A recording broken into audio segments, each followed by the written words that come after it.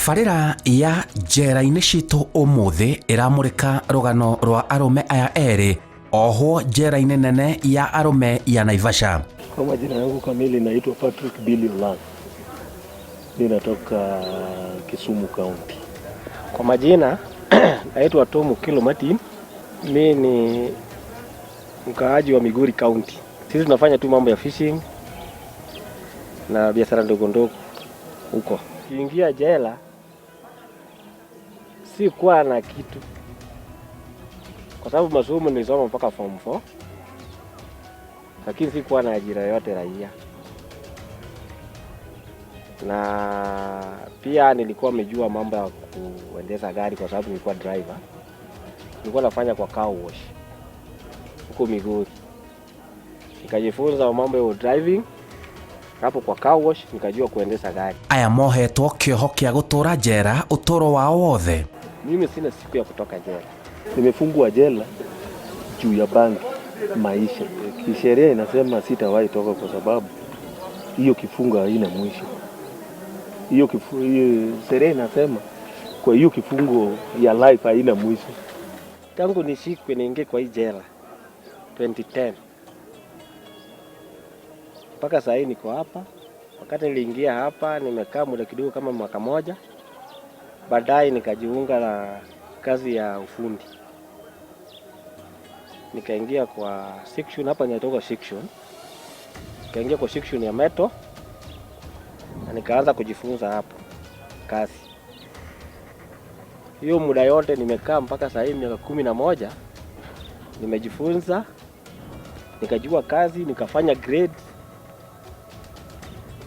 Mpaka sasa niko na grade 2. Hiyo miaka nimekaa hapa sijakaa kwa njia mzuri, kwa sababu tumeteseka kimawazo na hata kiafya, lakini Mungu ametuokoa. Bado tunaendelea na maisha na hata tunatarajia kama Mungu atatuonea huruma tutoke jela tuende raia. Thabarĩ yao ya kũingĩra njera yambĩrĩirie oro rĩrĩa nao mambĩrĩirie wĩra mũgarũ na watho wa bũrũri, wĩra wa kwendia bangi. Haya, safari yangu ya kuingia jela ilianzia hivi. Niko nyumbani Migori, nikiwa nafanya kazi ya car wash. Iko magari tulikuwa tunaendesha hapo kama mataxi ndogo ndogo. Hizi mataxi ndogo ndogo tulikuwa tunazapata mtu akufanyia haya. Kwambie bwana, mimi wacha nibebee kitu mpaka sehemu fulani. Hapo ndio tulijifunza kubeba hizi vitu. Kwa sababu tulikuwa nakutana na mtu ananiambia nibebee hizi vitu mpaka hata Mrongo, nikupatia lufu yako 3. Haya lufu yako 2. Bangi. Sasa tulikuwa tumezoea kupeleka watu hivyo Rongo, Kisii, watu sehemu fupi fupi, hatukuwa naenda mpaka Nairobi. Sasa hapo ndio tulianza mimi kama driver. Kwa mianzia hapo. Kazi ya kubeba hizo bangi kupeleka kutoka sehemu fulani mpaka sehemu fulani. Lakini sikuwa naenda mbali. Nilikuwa nafanyaga tu within Migori County hapo. Mbeleni sikuwa nafanya hiyo biashara. Nilikuwa nafanya biashara ya butchery. Sasa marafiki ambayo tulikuwa nao sasa mmoja yao ndiye alitokea akaniambia kuna kazi nataka kukupa, na hiyo kazi nitaenda kesho na mupeleke hizo vitu, na ukirudi mimi nampea yaya kwako. Sasa vile aliniongeleza hivyo, tukasikizana, kesho yake nikaondoka nikaenda kwake. Nikapata amesha taarifa kazi, akaniambia wewe utaenda na huyu safari, na safari hiyo mkifika mimi mtanijuliza. Thutha wa kũmenyera wĩra ũyũ wa kwendia bangi, makĩnyitwo ta gĩtono marĩ na ikuru merekeire gũkũ Nairobi gũka kwendia bangi. Sasa wakati nilizoea nikaona nyewe hapo pia napata mapato yangu ya haraka, rafiki yangu alinipigia simu kutoka hapo Migori niende Kisumu. Kufika Kisumu Ndio akanipatia tena kazi. Kaniambia gari ndio hii. Nataka unibebee hizi vitu mpaka Nairobi. Nikamwambia sawa. Tukasikizana malipo. Alikuwa anapatia 10,000.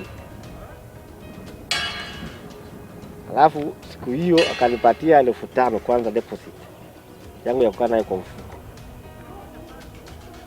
Sasa hapo wakati alinipatia gari ndio akanipatia mwenye nitakaa naye kama co-driver, ndio huyu mwenzangu. Na kwa sababu nilikuwa nimejua njia ya kutoka Kisumu mpaka Nairobi, si ni main road tu nitaenda nayo. Sasa nilikuja kufika Nakuru. Hapo ndio tulizuiliwa hapo, tumekuwa roadblock na tukashikwa hapo. Tulipelekwa police station. Hapo Central Police Station ya Nakuru. Bangi zote zikatolewa nje na tukaona zikapimwa. Na zilikuwa zile msukoto hizi zinatoka stones. Zilihesabiwa zilikuwa stone 2,800. Kilogramu walisema ilikuwa 370. 319. Sasa kutoka hapo vile lipimwa hivi, sisi tukafunguliwa mashtaka. Tukaenda kuandikisha statement. Ilikuwa kama pesa ngapi yote? Walikuwa wamesema ilikuwa na 300,019. Bangi mtu anafungwa. Kwa sababu mimi naye saa hii nikiwa hapa na serve kifungo ya life sentence.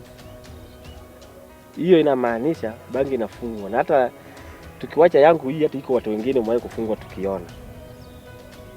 Wanafungwa life miaka 10, miaka 15, miaka 20, miaka 30. Riu no kwirira marerira na rikoro tutiaingiranitie na wira uyu ma. Mimi kukaa jela sijajipanga ati nikae maisha. Kwa sababu niko na tumaini hata Mungu atanionyesha huruma. Siku moja mabadiliko inasatoka. Hata saa hii bado nangojea koti ya Kenya Court. Wanaweza niita niende nitoe malilio yangu, labda wanaweza niondoa huruma, wanipunguzie hata kifungo. Na nipate mwanya ya kwenda raia. Lakini wakati nitafika hapo raia, ile jumbe nitatangazia hata wenye tulikuwa nayo marafiki nani na nani na nani. Tuwaambia jela ni mbaya. Na sana sana biashara ya bangi ni mbaya zaidi, kwa sababu iko wengine pia tulikuwa tunafiki nayo pale nje na wajashikwa, hata hawajajua kama hii kitu inafunga watu hivyo. Nitawaambia bangi ni mbaya sana. Mwenye gari ilikuwa imetoka kwa kaya. Hata wakati tuko mahakamani wenye gari walikuja, kwa sababu gari yao ilishikwa, wakatumia ujumbe gari yenu imeshikwa mahali fulani, wakakuja. Mimi sikuwa najuana na hao kwa sababu hiyo gari nilipewa na mtu fulani. Sasa hakuna vile tulizungumza na hao kwa sababu mimi sikuwa nawajua, na hata hao pia wanasema hatujui hao watu. Na mwenye mzigo. Haya, mwenye mzigo wakati tulishikwa mpaka leo, kwa sababu wakati ile tulikuwa tunawasiliana kwa simu, mpaka leo hatujawasiliana na yeye. Kwa nini? Kwa sababu yeye naye bila alikuwa ameona kitu chashikwa, yeye naye aliingia mitini, alitoroka. Huyo mtu nilikuwa najua anafanya hiyo biashara, lakini sikuwa najua naweza kuzikwa, kwa sababu alituambia ni kupeleka tu na kurudi. Sasa hiyo siku ndio tulikuwa tumeondoka kufika Nakuru, tukasuliwa hapo. Marauga ihera riri ni rinene, maheo mweke ungi maume njera. Familia yangu mimi nikiwa nimeingia hapa niliwacha familia, nilikuwa na bibi na watoto 3. Hata mtoto yangu msichana mkubwa alikuwa standard 3. Rafiki wengine walikuwa wadogo bado wameanza kwenda shule ya Ukraine unit. Sasa jela imesambaratisha. Hata tangu nifungwe, hata familia yangu nimewahi kuonana nayo mara moja tu 2017. Hata wakati walikuja hapa hata nilishindwa. Kwa sababu hiyo msichana yangu alikuja kuniona hapo mkubwa. Nilikuwa kama ni msichana mkubwa, hata sikuwa najua yeye. Sasa wakakuja wakaniona hapa, tukaongea mpaka sasa hivi sijaona nao tena. Mimi hata sasa hivi naomba kama serikali anasa tufanyie sisi watupatie second chance, tutoke hapo raia, tuende tufanye ile kazi tumejifunza hapa ndani. Hatuwezi ingilia kwa hiyo kazi aina hiyo ya kutufunga miaka mingi na mna hii. Hatuwezi rudi, mimi siwezi rudi kwa bangi, kwa sababu ile hasara nimeona na mateso ile nimeona. Nĩ maraheana mũkana kũrĩ endia na hũthĩri a bangi.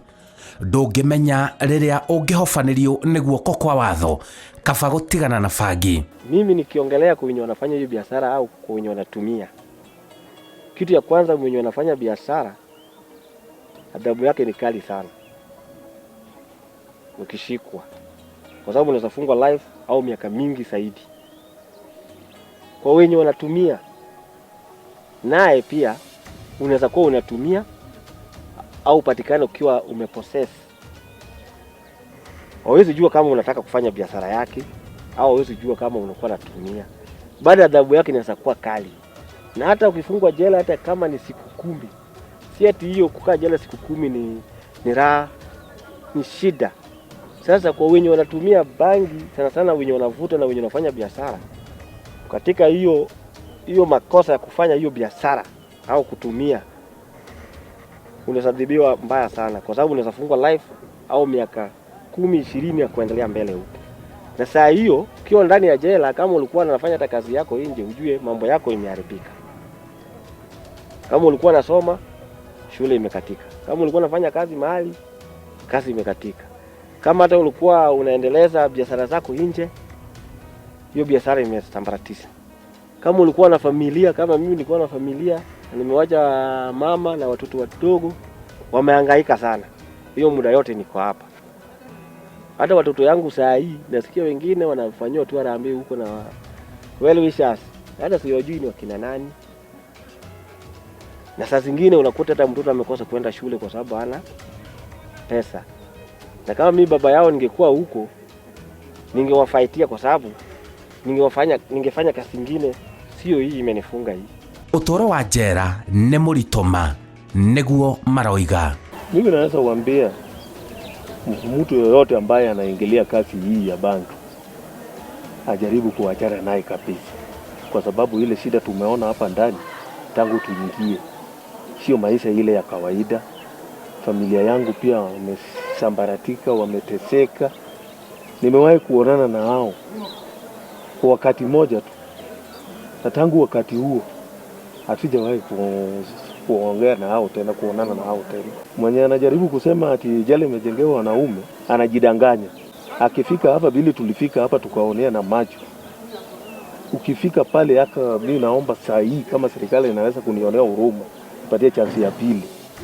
Mimi naweza kuambia hao maneno ambaye hata mwenye alikuwa anafuta siku hiyo, hata mwenye alikuwa anauza, anaweza achana naye, kwa sababu ile shida iko hapa sio ile ya kawaida. Una regret? Nina regret kwa sababu ni shida. Maisha yangu, maisha ya familia yangu, maisha ya babu yangu, baba yangu, kwa sababu walikuwa wananitegemea. Na mimi je, nimedhofika zaidi. Njĩtagwo Simon Kibe na ĩyo nĩ tabarĩra ya njera-inĩ citũ.